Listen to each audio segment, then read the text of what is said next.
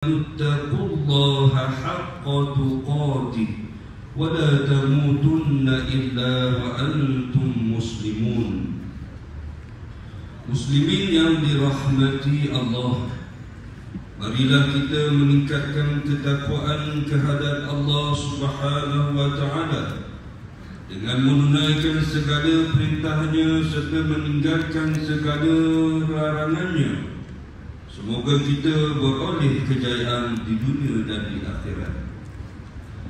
Khatib ingin mengajak para jemaah sekalian untuk sama-sama menghayati khutbah pada hari ini yang bertajuk Rasulullah sallallahu alaihi wasallam antara lisan dan tindakan. Hadirin sekalian, Rasulullah sallallahu alaihi wasallam mendidik umatnya dengan sikap dan akhlak yang mulia. Apa yang baginda katakan melalui lisannya adalah apa yang baginda laksanakan. Seluruh kandungan Al-Quran ada pada diri baginda sebagai amal perbuatan. Tidak ada yang baginda mengatakannya, melainkan bagindalah orang yang melakukannya. Begitu juga tidak ada baginda larang, melainkan bagindalah orang yang meninggalkannya. Ketika ditanya bagaimanakah akhlak baginda, Aisyah radhiyallahu anha menjawab, yang bermaksud akhlak baginda adalah Al-Quran. Riwayat Muslim. Seorang yang beriman hendaklah melakukan dahulu apa yang hendak diajarkan sebelum diajarkan kepada orang lain. Firman Allah Subhanahu wa Ta'ala dalam surah As-Saff ayat 2 hingga 3 yang menjadi muqaddimah khutbah ini tadi membawa maksud, wahai orang-orang yang beriman, mengapakah kamu mengatakan apa yang kamu tidak melakukannya? Amat besar kemukaan di sisi Allah kamu mengatakan sesuatu yang kamu tidak melakukannya. Melalui marhum ayat ini, Allah Subhanahu wa Ta'ala mengingatkan kaum muslimin agar berhati-hati terhadap kekurangan yang ada pada mereka, iaitu seorang muslim itu boleh menjadi seorang yang mengatakan suatu perkataan tetapi tidak pula mengerjakannya. Antaranya mereka berkata, kami ingin mengerjakan kebajikan yang diperintahkan Allah, tetapi ketika datang perintah itu mereka tidak mengerjakannya. Terdapat dua faktor kelemahan manusia yang dapat difahami daripada ayat ini, iaitu yang pertamanya, manusia yang melakukan sesuatu yang bertembung antara perkataan dan perbuatan. Kelemahan ini kelihatannya mudah diperbaiki tetapi sukar dilaksanakan. Banyak situasi berlaku, sesuatu yang baik itu diperkatakan dan mengingatkan agar orang lain menjauhi larangan-larangan Allah Subhanahu wa Ta'ala, tetapi yang memperkatakannya sendiri tidak melaksanakan atau meninggalkannya. Yang kedua, manusia yang tidak menepati lisan atau janjinya. Menunaikan janji adalah antara perkara ditentukan oleh Islam bagi orang yang beriman untuk menunaikannya. Jika seseorang yang mengaku beriman kepada Allah Subhanahu wa Ta'ala dan Rasulnya dengan sengaja tidak menunaikan janji-janjinya, perbuatan itu boleh membawa kepada wujudnya sifat munafik dalam diri seseorang. Hadis daripada Abu Hurairah radhiyallahu anhu bahawa Rasulullah sallallahu alaihi wasallam bersabda, ayatul munafiqi thalathun, idza haddatha kadzaba, wa idza tumina khana, wa idza wa'ada akhlafa. Tanda orang munafik itu ada tiga. Bila berkata ia berdusta, bila diberi amanah dia mengkhianatinya, dan bila berjanji ia menyalahi janjinya. Muslimin yang dirahmati Allah Subhanahu wa taala. Sikap dan akhlak Rasulullah sallallahu alaihi wasallam dicontohi dan diikuti oleh para sahabat kerana wahyu dari Allah Subhanahu wa taala selaras pelaksanaannya dengan lisan dan perbuatan baginda. Keadaan ini telah melahirkan kepercayaan dan keyakinan yang tinggi para sahabat terhadap apa yang dibawa oleh baginda Rasulullah SAW. Maka mereka berlumba-lumba untuk mencontohi Rasulullah SAW dalam apa juga perkara yang baginda lakukan. Setiap ketetapan Allah Subhanahu wa taala yang disampaikan dengan lisan Rasulullah SAW dan diamalkan akan mencipta contoh teladan kepada para sahabat. Kerana lisan dan amal Rasulullah SAW itu sentiasa bersatu dalam tindakan, perbuatan dan akhlak baginda. Dicontohi dan dirujuk dari watak baginda sebagai seorang manusia biasa, sebagai ketua keluarga, sebagai ketua bala tentera, sehingga kepada watak seorang ketua negara. Itulah hasil didikan yang menerapkan bersatunya lisan, sikap dan akhlak yang dibawa oleh Rasulullah SAW. Dengan sebatinya lisan dan perbuatan, sesungguhnya ia berupaya membeli dan memujuk hati-hati manusia dan menyatukannya dalam satu saf yang kuat. Firman Allah Subhanahu wa taala dalam surah Al-Anfal ayat 63 yang memberi maksud, kalaulah engkau membelanjakan segala harta benda yang ada di bumi, nescaya engkau tidak dapat juga menyatupadukan di antara hati mereka. Akan tetapi Allah telah menyatupadukan di antara hati mereka. Hadirin Jumaat yang dirahmati Allah Subhanahu wa taala, Rasulullah SAW telah menyatukan umat Islam untuk mencapai sebuah kejayaan di dunia dan di akhirat dengan rahmat acuan baginda. Antara akhlak baginda yang disebut dalam Al-Quran ialah pertamanya bersifat pemaaf, mengajak kepada ma'ruf dan berpaling daripada orang-orang jahil dengan menahan marah dan memaafkan kesalahan orang lain.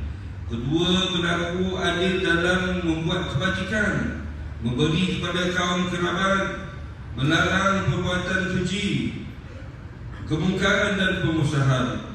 Yang ketiga, menginfakkan harta sama ada ketika lapang dan selesa maupun dalam kepayahan yang menekar. Yang keempatnya, menjauhi buruk sangka. Kelimanya, menolak kejahatan dengan cara yang terbaik. Dan yang keenam, berakhlak mulia dan budi pekerti yang agung. Dengan akhlak yang demikian, orang kafir, musuh dan lawan pun jatuh hati dan akhirnya menerima Islam sebagai cara hidup mereka. Sekalipun baginda adalah utusan Allah Subhanahu wa taala. Baginda tidak pernah menyombongkan diri.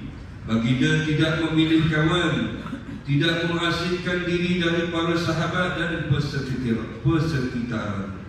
Baginda juga sangat merendah diri dan bergaul rapat, menyantuni sesama hamba dan makhluk lainnya. Firman Allah Subhanahu wa taala dalam surah At-Taubah ayat 128 yang beri maksud, sesungguhnya telah datang kepada kamu seorang rasul dari golongan kamu sendiri, yaitu Nabi Muhammad sallallahu alaihi wasallam, yang menjadi sangat berat kepadanya sebarang kesusahan yang ditanggung oleh kamu, yang sangat tamak inginkan kebaikan bagi kamu, dan ia pula menumpahkan perasaan belas serta kasih sayangnya kepada orang-orang yang beriman. Hadirin jemaah yang dirahmati Allah Subhanahu wa taala, kehidupan Rasulullah SAW sangat sederhana. Baginda memilih rumah yang layaknya secara seorang hamba, kecil, sempit, berbumbung rendah, dibuat dari tanah dan pintunya dari kain buli. Tempat tidur baginda cumalah anyaman tikar daun kurma sahaja. Bila bangun, berbekas daun tama di belakang tubuh baginda. Baginda selalu menahan lapar. Baginda makan hanya bila lapar dan berhenti sebelum kenyang. Baginda tidak membazir makanan. Jika makanan berlebihan, baginda memberi kepada jiran tetangga. Ini kerana baginda tidak menyimpan makanan. Hidup baginda bagaikan kais pagi makan pagi, kais petang makan petang. Pakaian baginda jenis pakaian yang susah. Baginda asalnya kaya kerana harta. Sayyidatina Khadijah diserahkan kepada baginda, tetapi baginda infakkan untuk Islam sehingga ketika wafatnya Rasulullah SAW tidak sedikit pun harta dan wang ditinggalkan. Hadirin jemaat yang dirahmati Allah Subhanahu wa taala. Kehebatan Rasulullah SAW terbukti dengan kejayaan mendidik para sahabat dengan lisan yang dilaras dengan perbuatannya secara spontan. Baginda mendidik khulafa ar-rasyidin dan kemudian diturunkan kepada salafus salih sehingga kepada umat Islam seluruhnya pada hari ini, yang menjadikan perbuatan dan akhlak baginda sebagai asas dan prinsip dalam kehidupan peribadi, berkeluarga, bermasyarakat dan bernegara yang diredai dan dirahmati oleh Allah Subhanahu wa taala. Antara didikan Rasulullah SAW adalah pelaksanaan sifat zuhud baginda. Ketika 2/3 dunia telah berada dalam genggaman sahabat dan tabi'in, sifat zuhud yang ditunjukkan oleh Rasulullah SAW telah mengekalkan sikap pemegang kuasa untuk tetap zuhud dengan dunia. Dengan sebab itulah mereka dapat memerintah dunia dengan berjaya dan mencipta tamadun Islam yang unggul, tiada tolak bandingnya. Apabila Rasulullah SAW mendidik mereka untuk sanggup hidup miskin, kekayaan yang mereka miliki mereka korbankan untuk kepentingan masyarakat, maka melimpahlah kekayaan makmur dan berbahagia rakyat dalam sesebuah negara Islam. Biarpun tamadun gemilang Islam akhirnya hancur kerana bersilih gantinya pemerintahan yang semakin meninggalkan sifat zuhud yang diajarkan oleh baginda Rasulullah SAW. Marilah kita semua sempena sambutan Maulidul Rasul 1445 Hijrah ini bertekad dan berusaha untuk mencontohi sifat dan sikap pribadi Rasulullah SAW. Pada diri baginda lah sisi yang paling tepat dan benar sebuah kehidupan berlandaskan syariat yang perlu diteladani dan dilaksanakan oleh pelbagai lapisan umat Islam di semua keadaan, masa dan tempat. Marilah kita seimbangkan antara kehidupan dunia yang sementara ini dan tuntutlah akhirat dengan cara yang diamalkan oleh baginda Rasulullah SAW. Hadirin jemaat yang dirahmati Allah Subhanahu wa taala. Antara pengajaran daripada kubah ini adalah yang pertamanya, umat Islam hendaklah menghindari segala sikap, perbuatan dan kata-kata yang boleh mengundang kemurkaan Allah Subhanahu wa taala.